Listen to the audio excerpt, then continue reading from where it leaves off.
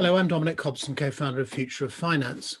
My guest today is Alex Kech, CEO of Onchain Custodian, the Singapore-based cryptocurrency and digital asset custodian he and his co-founders set up in 2018 to support the rise of the token economy.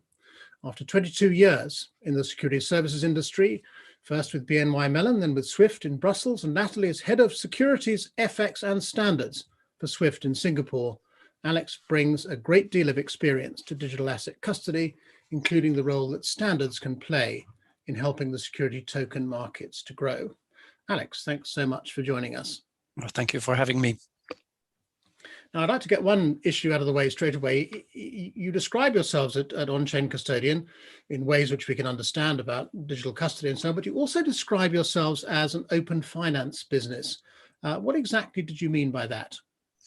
Well, we mean everything that is around decentralized finance in the sense of obviously the buy and sell of cryptocurrencies, but also the deployment of those assets into investment products, being centralized finance like lending and borrowing through a partner like Celsius network, for example, but also decentralized finance and staking, for example, is an example of that. That's how I define open finance. In other words, it's new ways of generating yield, new ways of getting financing without having a traditional intermediary in the middle. Right, and we'll come back to that when we talk a little bit about the DeFi markets later on, but thanks for clearing that up. Now, custody obviously matters to cryptocurrency, and techniques have been pioneered there, and we'll talk a bit about those, but could we begin by talking about the least developed aspect of the tokenized markets, in other words, the security token markets. One of the sites I look at is securities.io. It records just 29 security token listings, 16 of them in the US, 5 of them in Switzerland, and they cover a variety of things: venture funds, real estate, mining, and an awful lot of what's called tokenomics, of which 12 of those 29 are actually funded. So it's clear that the security token issuance, at least, is not yet at the point of taking off into self-sustaining growth. And it's not, the technology is not at the point where it can achieve scalability, those tens of thousands of transactions a second which you need. Now, is this an argument for traditional custodian banks to do nothing, or do you think that that would be a foolish strategy on their part? I think it would be foolish, not because of the maturity of securities token, more because I think it's a alternative way to deal with securities. It's not, I don't believe that securities token will replace the entire traditional way of dealing with securities, both for trading and clearing. I think it's a good alternative way to issue for issuance, for trading, and for settlements on assets that are today badly served by the existing infrastructures. So I'm not talking about equities, I'm not talking about government bonds, I'm talking about all those illiquid and less fractional in terms of ownership assets like real estates, like corporate bonds, for example, like fine art, why not? So things that are a bit more bespoke, that will never be looked at by traditional players or by traditional infrastructures because it's too costly to do so, and therefore require a light, cheap technology and efficient and on an operational and technological point of view technology to deal to enable liquidity and enable fragmentation of ownership, and that's where blockchain plays a role. Mm-hmm. It's interesting. I took part in an event recently where we asked the audience whether they thought the security token markets would be roughly the same size as the current security markets within 10 years. And there was a majority in favor of saying that they would. I just share that with you. There was quite a lot of positive feeling about the growth here. But you've raised this question of privately managed assets, private debt, private equity, real estate infrastructure, and collectibles, fine art, and so on. Now, I was surprised when this has emerged as a clear opportunity for tokenization. But I was surprised how valuable and how large these markets are. And McKinsey runs an annual report on this and puts it at like $7.5 trillion. So it's clearly a large opportunity, not some side issue. The problem if you're a traditional custodian is that you don't really play much role in those markets. You might do a bit of private equity valuation, NAV calculations, but actually you're not really doing custody work in that area. So Is your advice to the custodians to get excited about this, traditional custodians, I mean, to get excited about this area, or do you think they're not in a position to exploit it? Actually, it is exactly what you say. They should get excited about it because they don't do much about it today. And it is an opportunity for them to grow the assets in custody volumes that they have and go into areas that they are not able to service today. And therefore better serve their customers as well. So I fully agree with you. It's all about opening up the type of assets that they can manage and offering service around. What I would like to add to that as well is that the way the tokenization is happening today is pretty much trying to take existing stuff and making them more efficient. But I think blockchain and tokenization and securities token in general is more than that. I think the technology itself, the way it works, will open new opportunities that we don't know yet today exists, actually. Maybe new way of financing new types of needs that today we don't even think about because we don't have the technology to support that in an efficient way. So let's not forget about that, as well as the innovations, meaning real new things that will come up, new ideas that will come up in the long run, in medium term, because of the existence of that technology. And one thing which would clearly persuade global custodians to engage with the privately managed assets is institutional interest. And we've seen institutional investors getting involved in cryptocurrency. They've been doing it for more than a year now. When Fidelity ran a survey last year, they found 36% were invested already. They found 80% found something appealing about digital assets, which could mean a variety of things. So clearly the institutions are starting to look at this market, but they're not yet fully engaged with security tokens. Do you think this is a problem of education? Is it a problem of a supply of issues? What's holding them back? It's the supply. I think at this stage, it's still limited. And as you rightly pointed out at the beginning of this discussion, the number of issuance is very low, and that's due to also the need to persuade issuers to that there is an advantage for them to issue on the blockchain rather than going the traditional REITs way for real estate and what they're doing today. So I think this type of change and mindset change takes a lot of time. Once there will be more issuance, more offering, there will be more interest from the investors themselves and the owners of the assets themselves. In the meantime, I think they will be focusing on what exists and works and has proven to be of value, which is cryptocurrencies, some of the tokens in terms of ecosystem tokens. So investing into the technology itself through tokenization, and then we'll see with the securities tokens where it goes.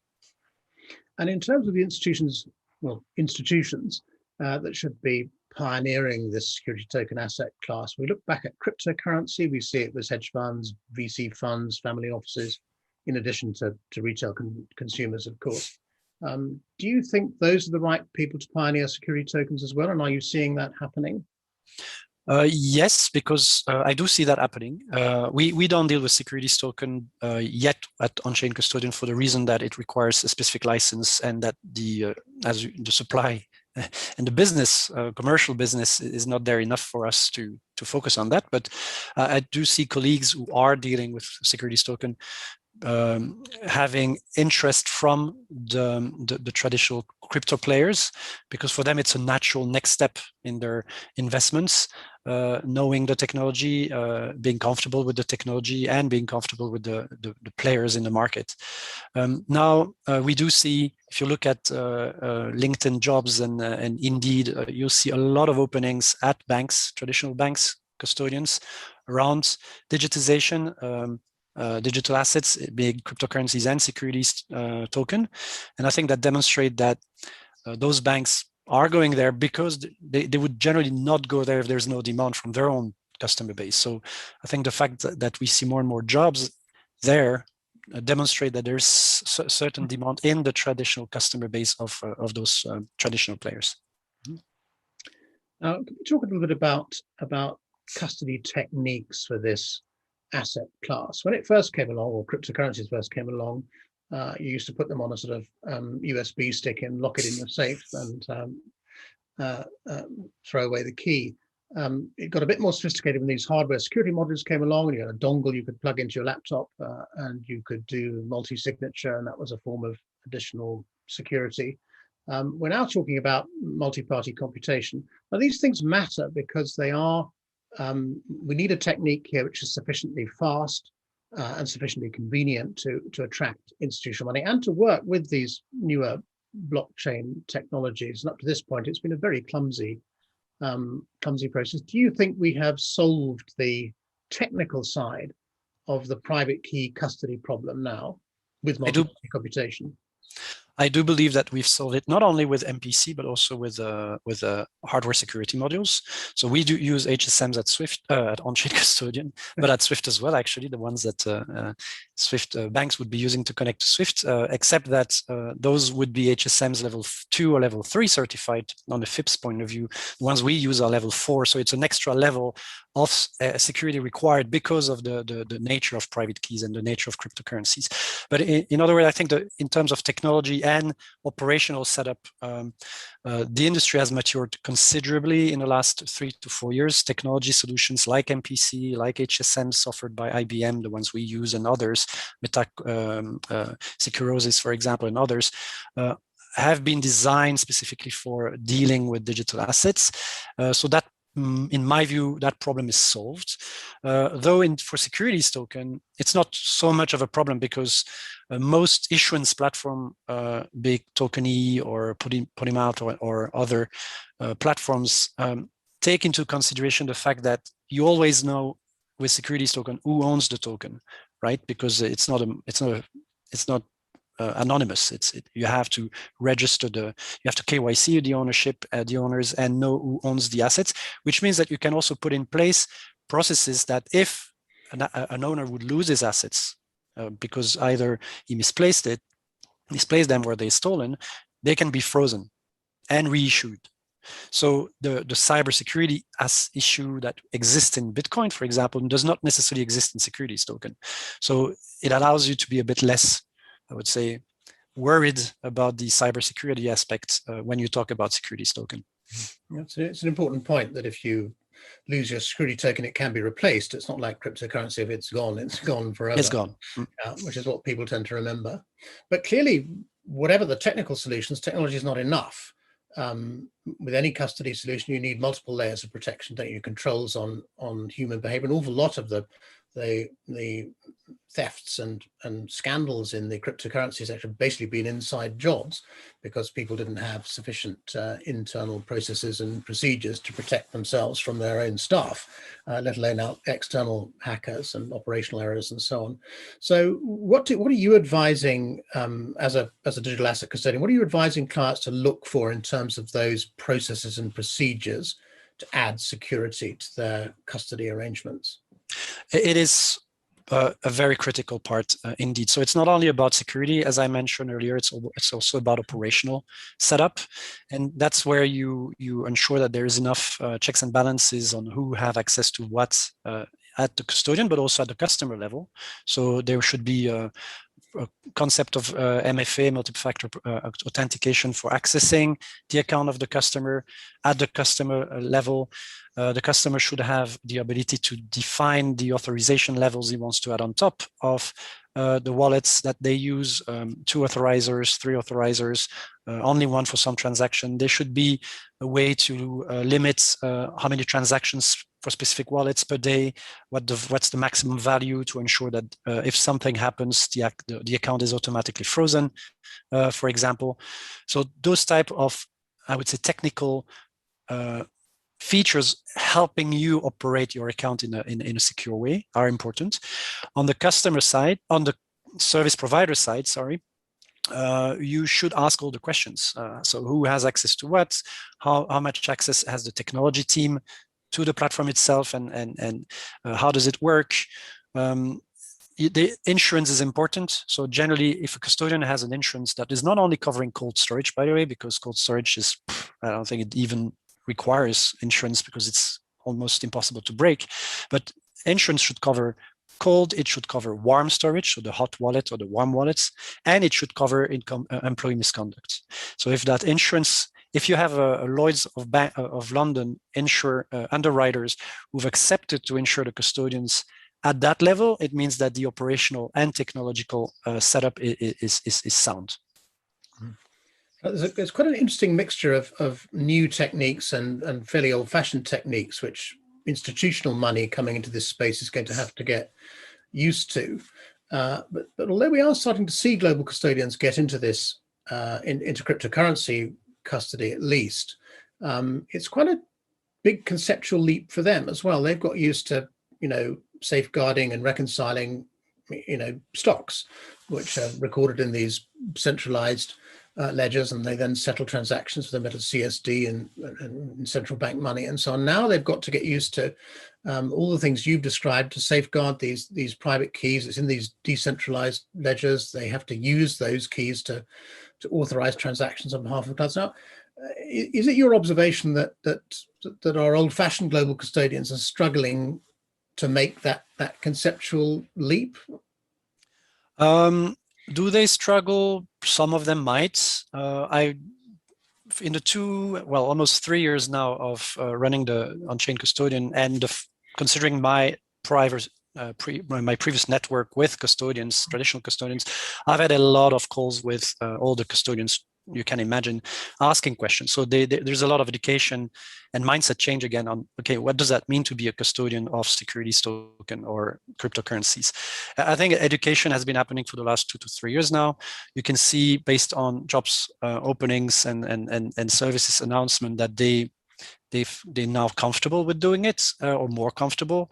The approaches are very different. So some are creating an external company to do that, like Zodia by State Street and Standard Chartered Bank, or the other one by ING, I forgot the name. So and others decides to create a specific entity that will deal with that, like State Street Digital, that just been announced recently. So I think the fear they will have is the impact on the core business, and they will solve that if something goes wrong, in other words.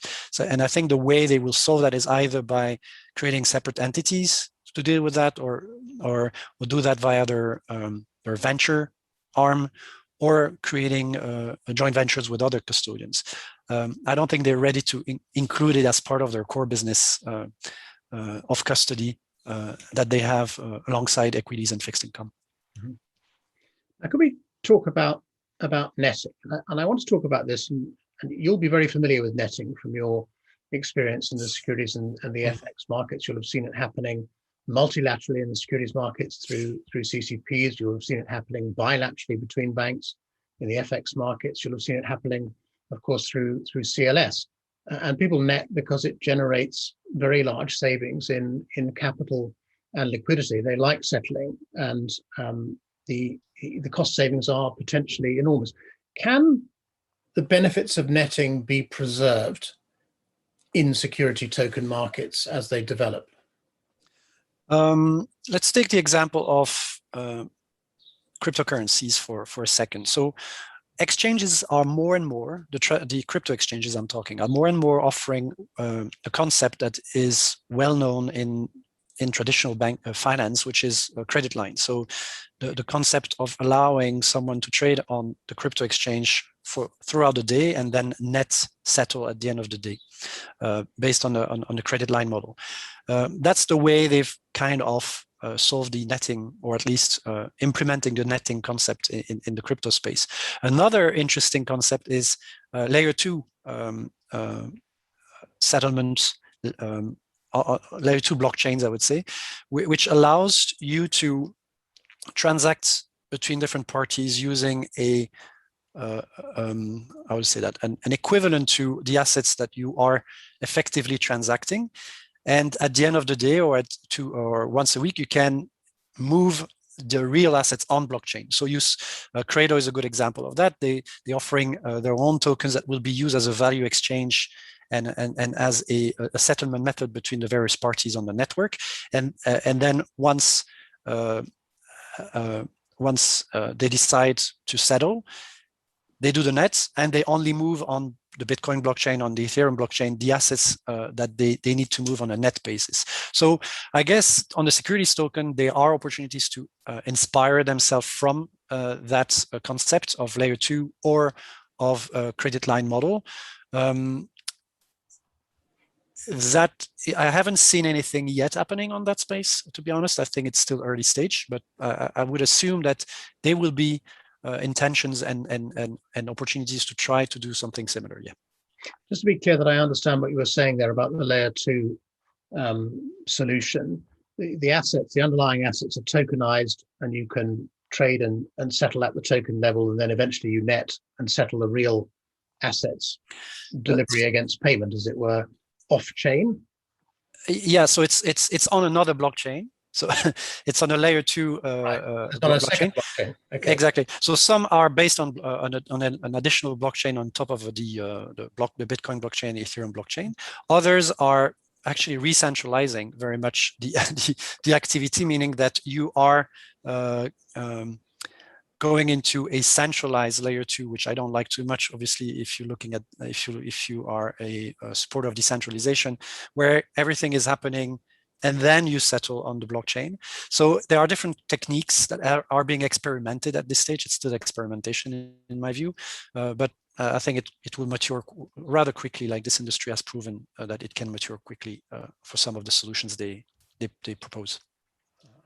Well, since we're talking about settlement, let's stay with it, because traditional settlement is delivery of securities against cash payment. If it's through a CSD, it's in central bank money, but not in the CSD. It can be commercial bank money. It can be both, of course. Now, how do you see the current state of settlement in the security token markets? Are payment tokens, for example, becoming the favored technique now? And how will central bank digital currency, in other words, we'll have fiat currency available on chain if this evolves? So I'm asking you 3 questions in one here: payment tokens, stable coins, CBDCs, the cash leg of settling security token transactions. Where is it now? How's it evolving, and where do you think it'll be in future? So my understanding on the securities token side, from what I observe with in Singapore and elsewhere, is that it's still very much fiat based, and it's not obviously atomic or true DVP. So that's a challenge. Some are experimenting stable coins. And I think it's not a bad idea, as long as the issuer of the stable coin is reliable. That shouldn't be, in my view, an issue. Again, that works pretty well in the startup fintech ecosystem, because the compliance requirements, or at least the risk management, are less than in traditional banking. But stable coins, in my view, would be good. This is used every day in the crypto space. So every transactions buying Bitcoin on most exchanges is done using USDT, USDC, or true USD. So the stable coins, not too much the fiat currency anymore. People are happy to keep their cash in stable coins, especially knowing that they can earn a large yield with the extra liquidity they have. Now, will CBDC be the next way of enabling DVP? Probably, and it's probably the one that will be selected by the traditional players who are not fond of privately owned commercial company stablecoin issuance. Now, to go back to educating institutional money about custody of security tokens, we've touched on that difference between cryptocurrency custody and security token custody. You can replace security tokens, so the risk is lower than if you lose your security token. It's lower than if you lose your cryptocurrency. It's not gone if it's gone, as it were. But one of the memories which institutional money has about cryptocurrency was those various defalcations which I spoke on out of crypto custody exchanges, because they had these huge conflicts of interest. They were issuing these things, they were trading these things, they were settling them, they were custodying them as well, and it was creating a lot of problems which have become very familiar in securities markets over the last 30 years about uncollateralized credit, mutualization of risk, and these institutions have been created like CCPs to solve these. And in fact, I was very interested to read in the Revolution Populi white paper, and whether you've read it, and influenced by an individual DTCC who'd worked at the US CCP, saying he felt that CCPs might have some role to play inside post-trade in security token, or he was talking more generally about open data markets. But if we stick just to security tokens, it could provide a central counterparty, making it much easier for people to trade against each other with confidence, because they had this anonymous central counterparty in the middle. So I'm thinking two things here. One is, how important is it that custodians are independent? And secondly, do you think CCPs have a role going forward in security token markets? So I think it is critical that custodians be independent, or custody as a function be independent from the trading side. And I think that's why we have seen the emergence of digital asset custodians, starting with because of crypto and for cryptocurrencies, but also for securities token. Segregation of duty between trading and custody is one of the reasons, but also focus is the other reason. So focus in the sense of cryptocurrency exchange, but also securities token exchanges are primarily created as commercial entities to intermediate buyers and sellers and to make revenue out of that. And they will generally not spend enough money nor time on custody. That's why there were historically a lot of hacks in the crypto space, because they really didn't care about custody, to be honest. That's not what was bringing them their revenue. Having focused third-party custodians dealing with that aspect and as a core business makes it way more reliable for the users and for the infrastructures, for the ecosystem in general. So that's the first reason. And of course, the second reason is conflicts of interest, as you mentioned, on the legal and liability point of view.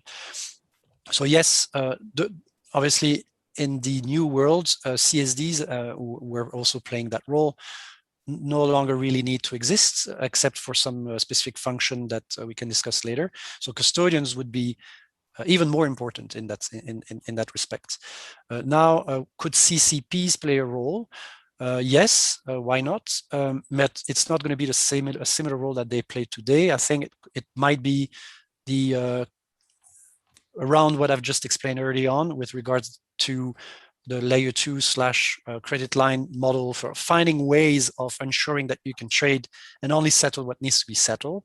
It will not be done the same way that it's done today. It's not going to be centralized counterparty. It's going to be different. But yes, there is room for that. These players I mentioned before, who are layer 2 providers or are not known or don't have the name of CCPs, but they kind of play that role when you look at it. Now, as we discussed earlier, the global custodians are getting into this space via cryptocurrencies. How useful is that experience of custodying cryptocurrency going to be to them as they are pushed by their institutional clients to get into security token custody over time as well? Do you think the one is a good preparation for the other? Yes, I think it will be in terms of technical setup, for sure. But I think they're smart enough. I mean, I hope they're smart enough to make it right. I do advise them to partner with people who've done it before, meaning before who are traditional crypto players. It's interesting to call ourselves traditional now, like people like us, but also technology solution providers, instead of trying to build everything in-house and believing that they know everything. So that would be my advice. And to all custodians doing it, work with people who know what they're doing, because they've been doing it, if only for 3 years, it's better than that no experience at all. But there are new things they have to master, like the fact that private keys are equivalent to bearer ownership. We've talked about how you can replace missing security tokens, so that problem is to some extent solved. We've touched on instant settlement. But then there's this asset servicing being done by smart contracts. How difficult are custodians going to find that to get used to? Does it kind of rob them of a large part of their occupation, or does it create a new custody risk for them? Something important they still have to do? I think it's actually enabling automation of part of the role of asset servicing. That's what smart contracts will be doing, is distributing automatically dividends, for example. I think it will remove from them the need to do stuff that honestly are not that smart to do, like dividend payments, for example. But it's still going to be their responsibility, I think, to advise, inform, ensure that everything is going as per what the smart contract has been designed to do. So more like a monitoring role than a execution role in the asset servicing side. That's the role I see them playing in that space. Beyond that, there are I remember when I was at SWIFT standardizing corporate actions, there were like 100 different types of corporate actions. Not everything will be smart contractable, if you allow me the neologism. Some of the things will still need to be done manually, or at least the more traditional way. And that actually will potentially cause problems to blockchains and securities tokens issued in a too strict and too formal way. There is a need. I think it's going to be difficult to unwind, to execute some specific type of corporate actions, for example, if the instrument has been defined too strictly in terms of what the smart contract is allowed to do and not allowed to do. So flexibility, even in the design of the smart contract, will be essential. Well, the corporate actions problem still hasn't been solved 2 or 3 years after you left. I very much doubt we'll see it solved in our lifetimes, but maybe smart contracts can make a dent in it somehow, which makes me think, I wonder how difficult traditional global custodians are going to find it to adapt their ways of doing things, their processes and procedures to tokenized markets. Smart contracts can help them solve some of the problem they face, but also presents a new type of problem to them. Is your observation that they're going to find it difficult to adapt? Do they have to kind of rethink the way they do things to custody security tokens, or can they just adapt their methods to security tokens? Yeah, they will have to change. I mean, and change management is always the most difficult part to be done, especially in big banks. But I mean, they've adapted over time on many different fronts. I mean, I still remember when I started at the Bank of New York, which was not Bank of New York Mellon, just to show you my age, I guess, is that we were still clipping coupons, physical coupons. Mm-hmm. So, and it was 25 years ago. And obviously these things don't exist anymore, but they had to adapt to electronic, they had to adapt to straight-through processing, they had to adapt to new standards, they had to adapt. I mean, banks have been adapting for years and years and years. And this one is more like a revolution in the way they have to think about assets and how value is stored and exchanged. But I think it's just a question of education, learning, having an open mind, and the fact that they're hiring externally demonstrate that they probably need some of those open minds coming in from outside, but they will manage, I'm pretty sure. Well, you mentioned education, learning, hiring. They could also buy. That's one of the things that they like to do. They could buy cryptocurrency custodians, couldn't they? Rather, as PayPal's bought Curve and Galaxy's bought Bitco, and you've seen your old friends at BNY Mellon have taken a stake in Fireblocks, is actually buying the expertise in part of the solution they should adopt. Absolutely. I mean, they've been doing that's what they're doing, right? So, and I think that's when I'm often asked, what is your exit strategy as a company? I mean, one of the exit strategy as a company is obviously to be purchased, to be bought by a bigger traditional player, beyond, or maybe us becoming so big that we can buy a custodian in the future. You never know. Now we've talked a lot about global custodians. Is there any role that sub-custodians can play in security token markets?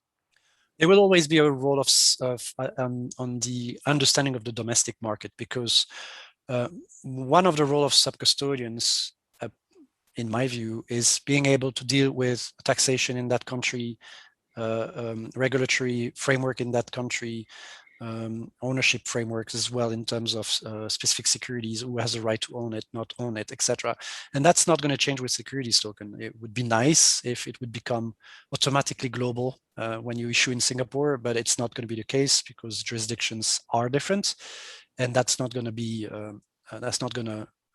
change because of blockchain or tokenization. So sub-custodians will still be very relevant, in my view, in understanding the domestic or regional contexts for the global ones, and also being also closer to some of the customers who are domestic. Mm-hmm. Now, something else that global custodians and indeed international central securities depositories get involved in is, of course, securities lending, securities financing, repo, and so on. You touched a moment ago on layer 2 blockchains, on tokenizing underlying assets. We see an experiment of that kind taking place in the Deutsche Börse backed HQLA-X as a way of mobilizing collateral, which is deposited in lots of different places to enable people to be more efficient in the management of their collateral and liquidity needs. Do you think that experiments like that have the potential fundamentally to disrupt the repo and stock loan markets? I do. I think this Deutsche Börse experiments, which is no longer an experiment, I think it's live now, is a good one. I mean, it's a good use case for using distributed ledger technology and tokenization in a way. In this case, they tokenize the rights to collateral in a way, and I do think it's an excellent layer 2 implementation, if you want to call it in the crypto terms, and yes, it is the opportunity to make things move faster, move more efficiently, almost automatically, without any risks of fat fingers or operational of moving too much collateral because of a bad reconciliation process happening at one point. So yes, for both repo and for lending and borrowing, in the dealing of collateral, it will be very, very important. And as we discussed earlier on as well, why not for the clearing of traditional, for the clearing of trading of securities token as well. We talked a little bit a minute ago about smart contracts and how it could help global custodians on the one hand create new risks for them. And I guess one of those risks is obviously at the asset servicing stage, when money or our assets are moving because a dividend or interest is being paid, shares are being split, a takeover is being completed or whatever, that risk of losing those assets or losing that cash entitlement goes up at points like that. And if it's a risk in traditional markets, it's obviously going to be a risk in the case of smart contracts being used to service tokenized assets as well. And those risks will be increased, I suppose, by vulnerabilities in the code, by scope for people to manipulate smart contracts. We've seen some evidence of this, particularly in volatile market conditions.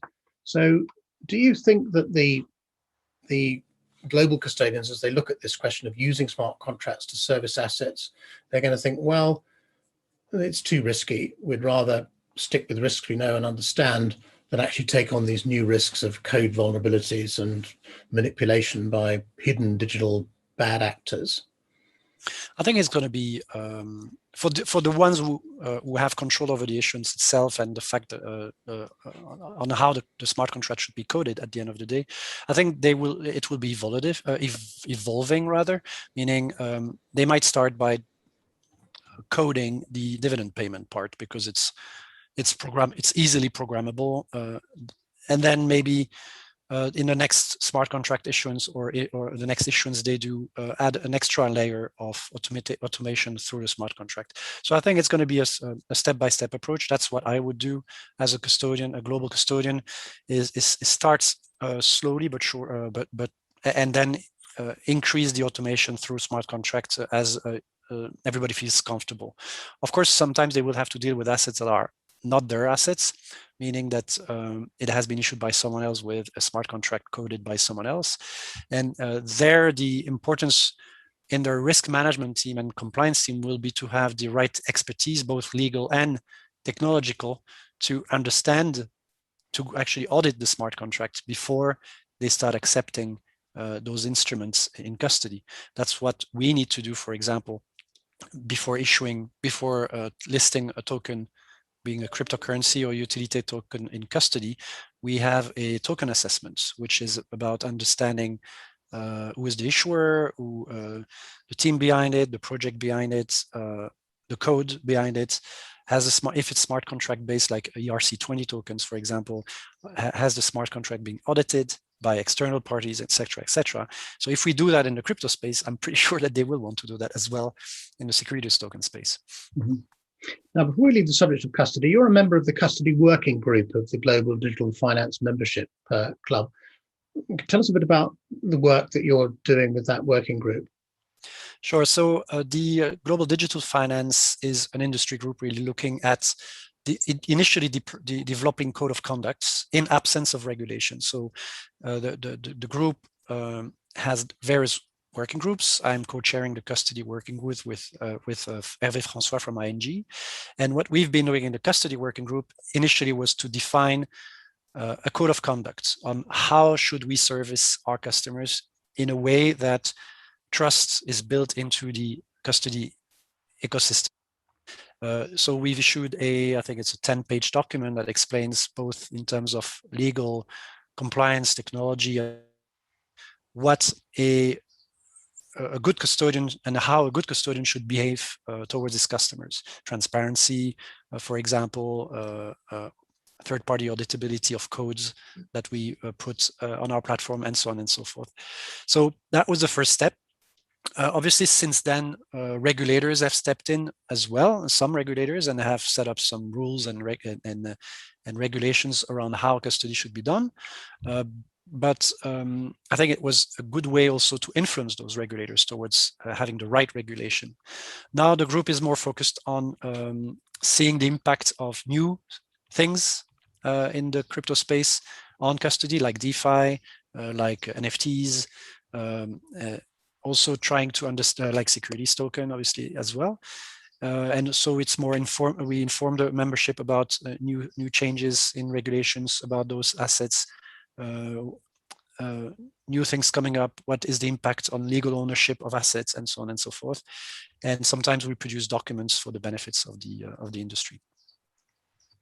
Now, central securities depositories, what's going to happen to them? On the one hand, we've seen ASX in Australia, enthusiastically adopting blockchain technology to replace its core system. On the other hand, we think to ourselves, well, security tokens are going to be issued into digital wallets. They're going to be controlled by investors or third-party service providers, such as the custodian bank, which we've just been talking about. What's the point of CSDs? What will they actually do? Do we need them in a tokenized future?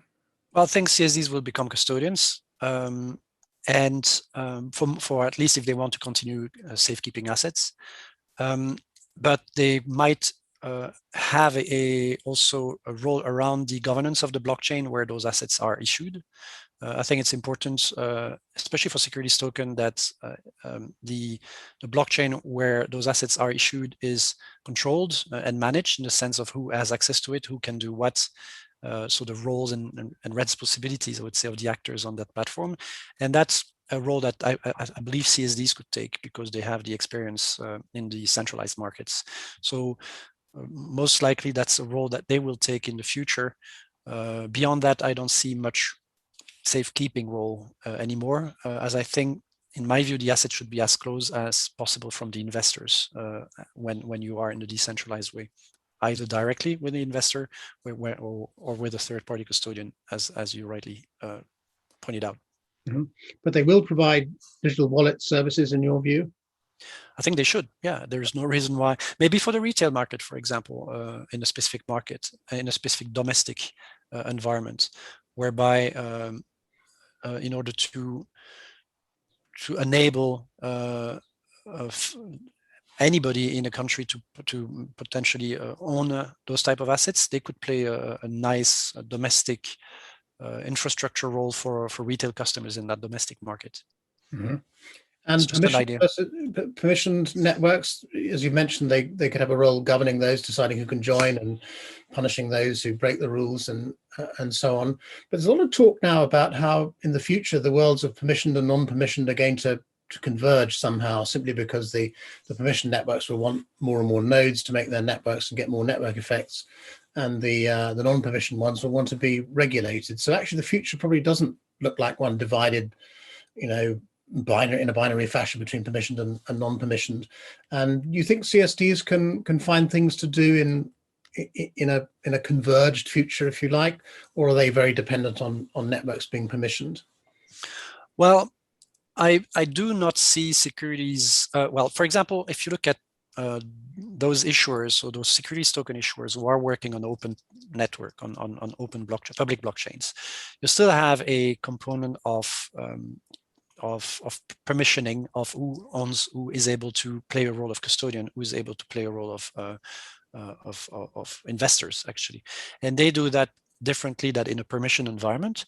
They do that through whitelisting of address, for example, or by only those addresses are allowed to hold those assets, and that whitelisting cannot happen if you don't do KYC. So there's always a way on public and private blockchains, or on permission and less permission blockchain, there's still always a role of allowing people to play a role or not. So I think that role could still be handled by CSDs.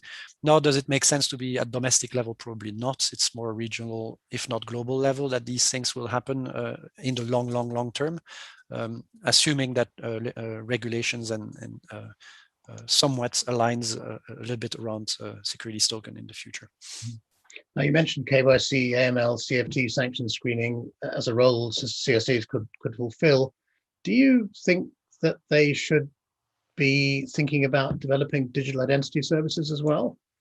That would be a good idea indeed. That remains a challenge across the world. There are many initiatives trying to crack that nut, but it's not happening because it's too commercial in terms of initiatives. And I think, well, CSDs are commercial companies most of the time, but they kind of have a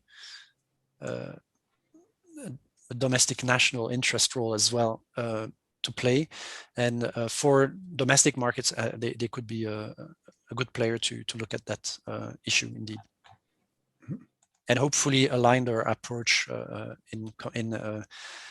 by discussing them at industry group like EXDA or AXDA and all those ones. Now, there is one reason that CSDs will survive, which is in the European Union under the CSDR.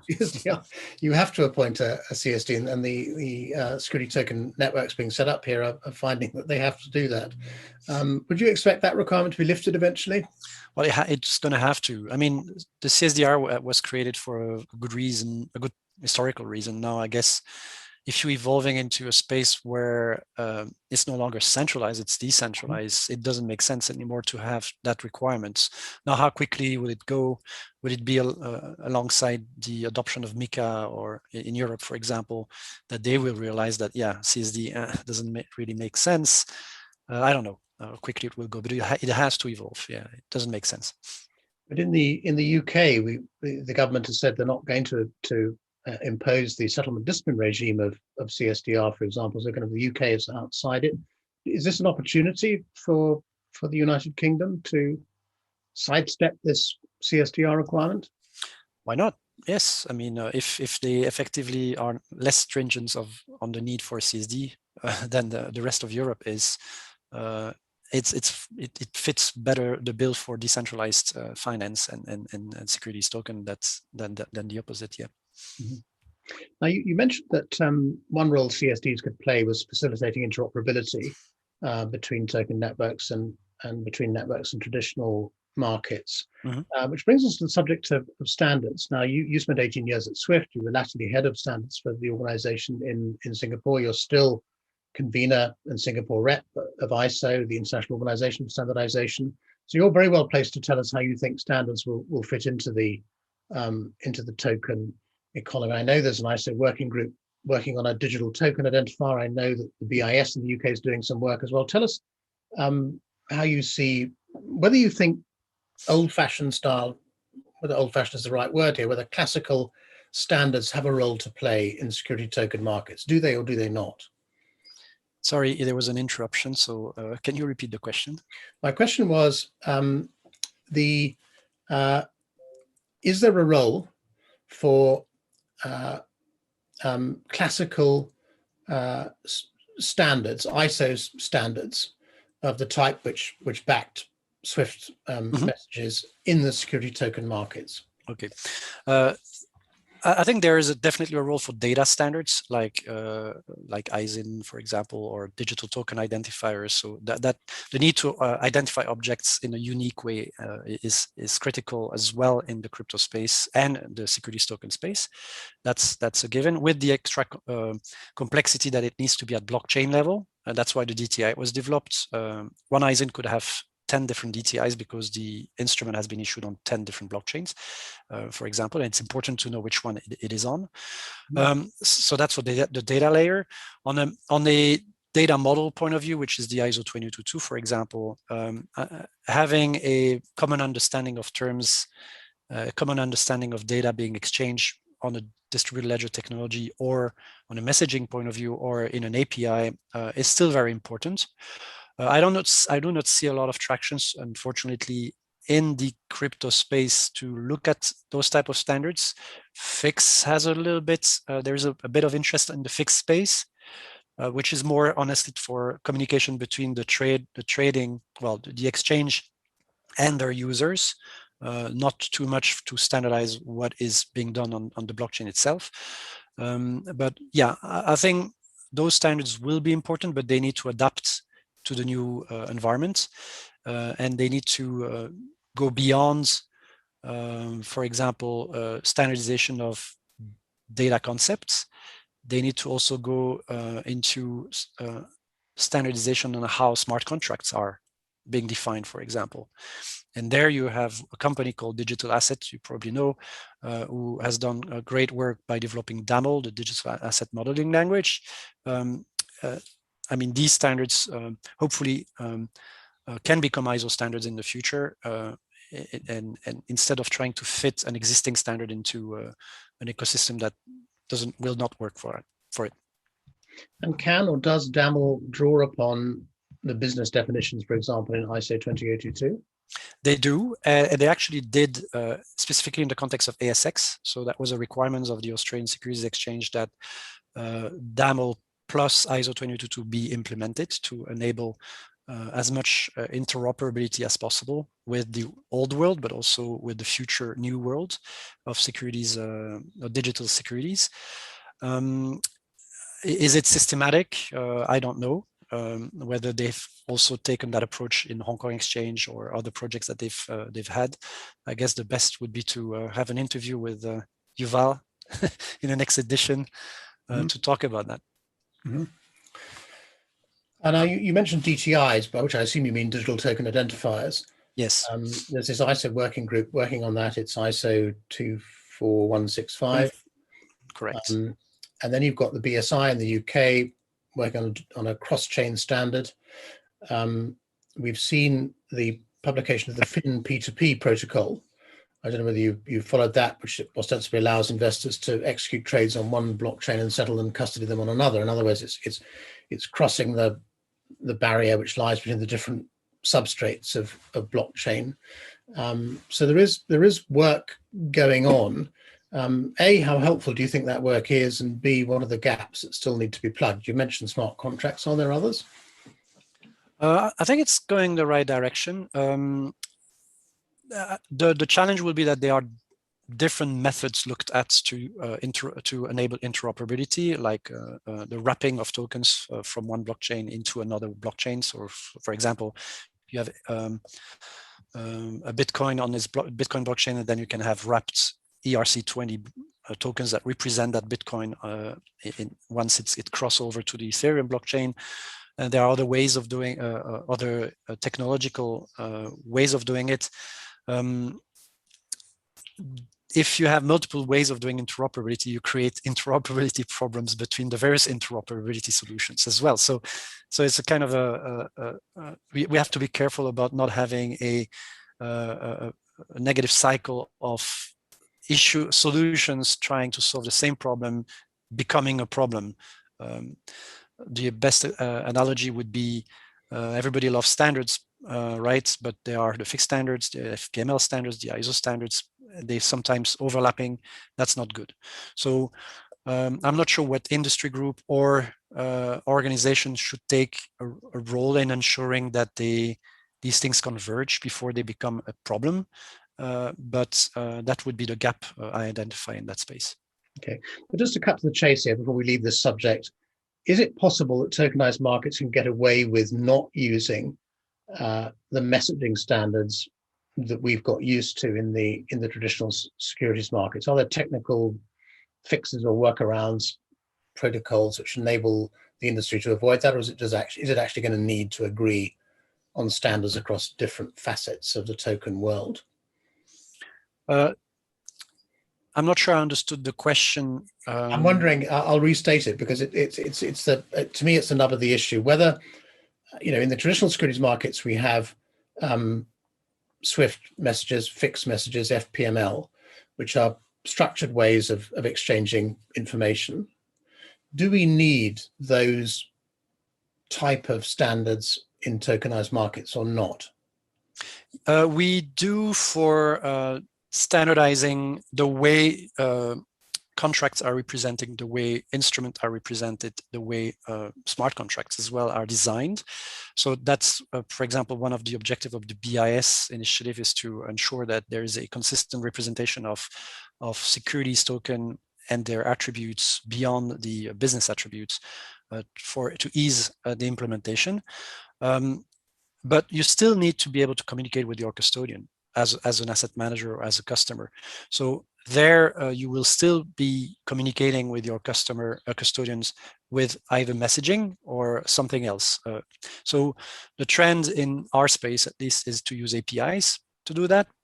And there is a real issue because every custodian has their set of APIs, non-standardized. So I do see a role of ISO 22 or FIX or whatever protocol is in that space to ensure that the customer to custodian communication is standardized. If used through APIs, is standardized to ensure you don't have to implement 5 sets of APIs because you're using 5 custodians. That's an area your friends at SWIFT are getting involved with, trying to standardize APIs to ISO 20022. Now, moving on from standards and even from technology, one of the obstacles to the growth of these markets is, of course, the current state of securities laws and regulations.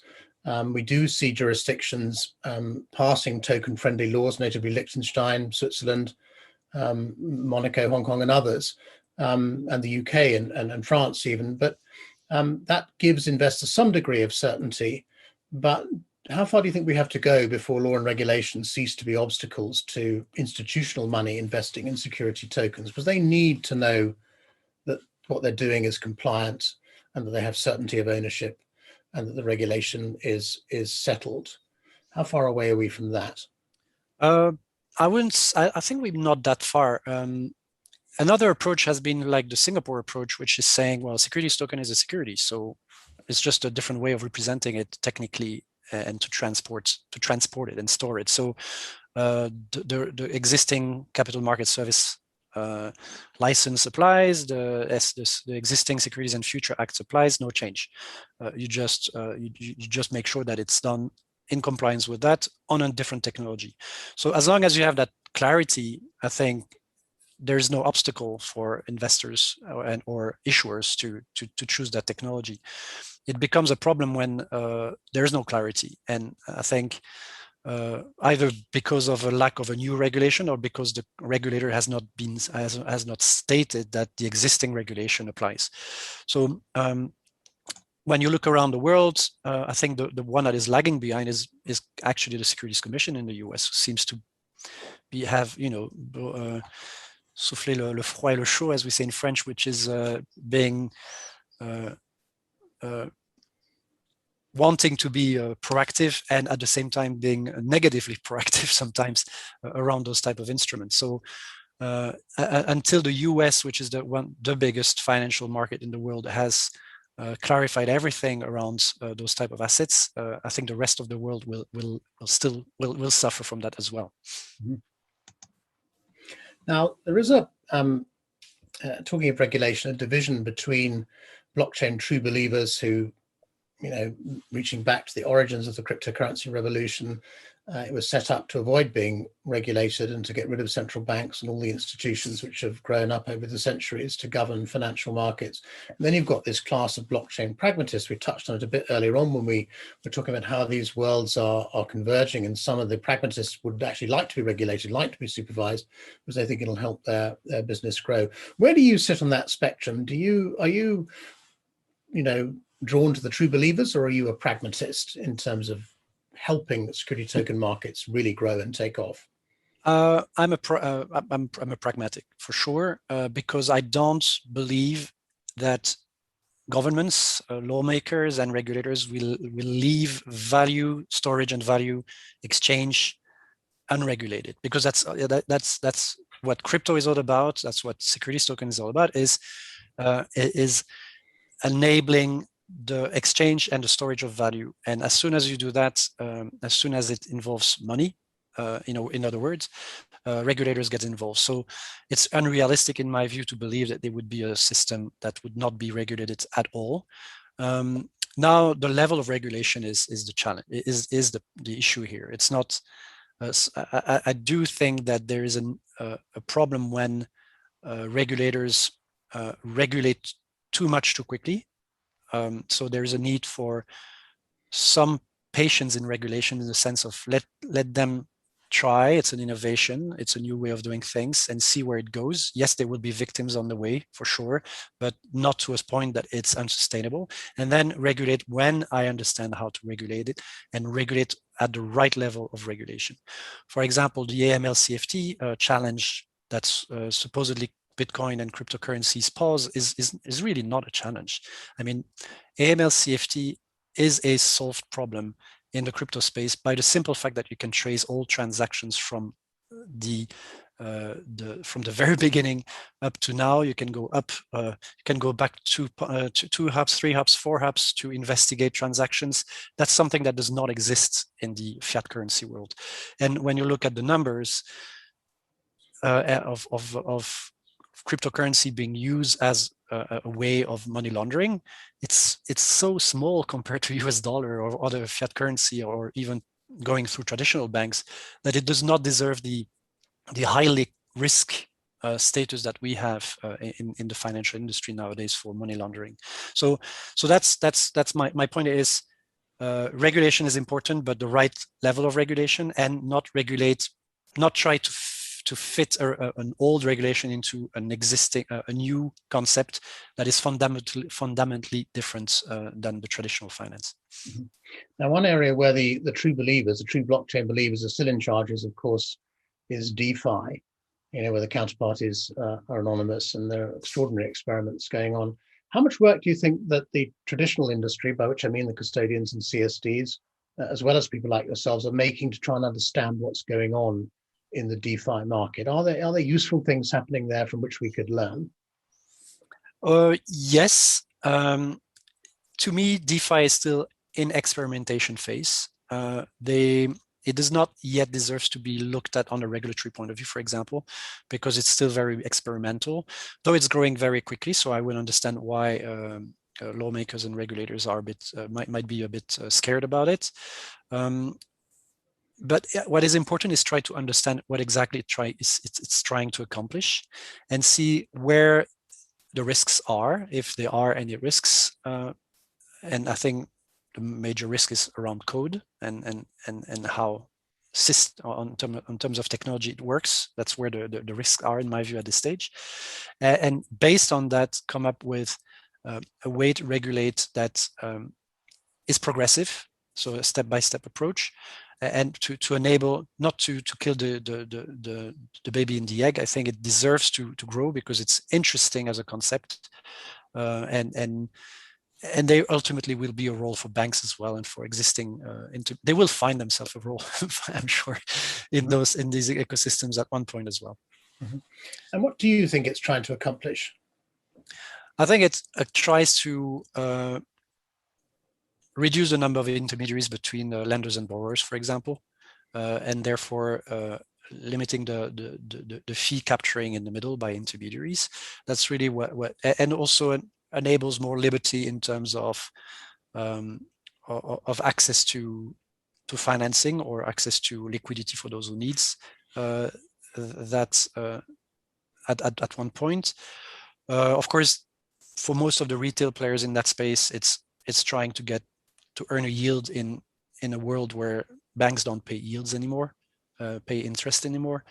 So it's kind of financial inclusions in a way for some of those users who can pledge $10 or $100 and get a return on that. It's also a way to earn more money for those who are more savvy in terms of finance and banking and cannot earn those returns anymore in the traditional way. But beyond those financial benefits, I think there are interesting conceptual benefits that should be looked at for microfinance, for example, projects, and for financial inclusion in particular, where banks could have a role and governments could have a role. Yeah. Interesting, you mentioned code as a vulnerability, and the CipherTrace report said that actually bad actors are moving away from cryptocurrency now towards DeFi, precisely because they think they can exploit weaknesses in smart contracts. Yep. Which makes me ask, do you think that this is a penultimate question really, do you think a security token infrastructure can be made secure by design from the outset? Has the code been tested enough now? I think so. And there are ways of building smart contracts in a way that you can predict all behaviors of that smart contract by not only technical testing, but also business or functional testing. And I don't want to make advertisement for DAML again, but DAML has apparently that functionality where you can really test all functional processes that could be derived from that smart contract and make sure that there's not one that is hidden that you haven't seen. So yes, I think it's mature enough the industry is mature enough, the technology is mature enough, the understanding of smart contract is now mature enough to build robust ecosystems that can be trusted by everybody. Do you ever worry that this world of blockchain is just proliferating too rapidly because you're seeing these rising gas fees, reflecting a kind of lack of capacity to process transactions? So people are saying, well, that's very expensive, I think I'll build my own. Do you worry that we're in a negative sort of arms race here in which the blockchain industry is fragmenting at precisely the point where it should actually be looking to consolidate through things like standards? It's a very good question and a complicated one to answer. I think we all know that we will never have only one blockchain that will capture all. It will be a network of blockchains that will need to be interoperable through sometimes other blockchains or through other technical solutions. Do we have too many of them? Probably. Is that a problem? Not really at this stage, because we will end up having maybe 10 or 12 in 10 years that are dominant, and the other ones will just disappear by lack of usage. So I'm not too worried. It's a bit like the beginning of internet, where you have all those different providers, which end up at the end having the big five or the four, whatever companies that we know about. Mm-hmm. Is that a good thing? I don't know, by the way, that there's so few of them now. One final question for you, Alex. The traditional securities industry, it has a lot of advantages. It has an installed client base. It has real revenues. It has real profits. It has thousands of people working for it. Yet it doesn't seem to be responding very aggressively or adapting very fast to what's happening in cryptocurrencies and security tokens. Do you think that cautious approach is sensible as a strategy on their part? I think it's time for them really to wake up if they want to play a role on the long run. I do see crypto native players who are becoming gigantic, in the sense of having grown a business that is now sometimes valued higher than banks. I was joking about us Onchain Custodian buying State Street maybe in the future.